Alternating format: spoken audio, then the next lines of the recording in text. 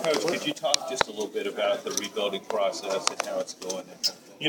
Just even a little thing like today, we were in a discretionary week, so we can't have workouts, but nearly half of our team showed up for a 6 a.m. workout just on their own that they organized. And from where we started to where we are today is light years away. I even just knowing the players' personalities, not only their skill set, but to know what you can do, how you can push them, how you need to get them through difficult situations, obviously their strengths and weaknesses. This year's recruiting class, even though it wasn't as ranked as high as last year, I think it's a better class for what we need just because we have a better understanding of what we need at certain positions. Plus, we recruited those kids for, a year and a half and allowed to get them in our program.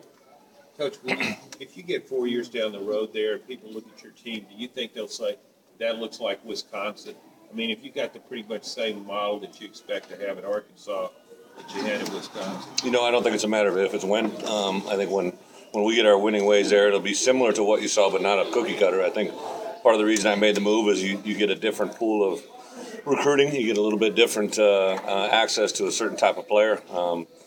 Guys that might be able to do some different things defensively. I think that was very, very apparent. And then offensively, one of the reasons I hired Jim Chaney was, he had a background that was very different from mine, but both of us kind of wanted to get down the same path, believe in what we're doing, and I think the blend will be a little bit more there on offense and defense. How did your philosophy mesh with Jim Chaney?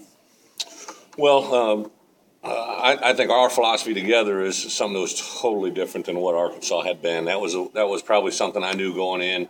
Obviously I knew the style of play that Coach Petrino had brought to Arkansas. Had saw it firsthand, but also had seen it evolve during his tenure, and even knew the year in between with John L. there wasn't going to be a huge difference in their philosophy overall. So I knew I was changing dramatically what we were asking kids to do. So I think the learning experience that Jim and I both had, as well as every offensive coach, was trying to play the strengths of our offense. There's certain things we'd like to do more efficiently.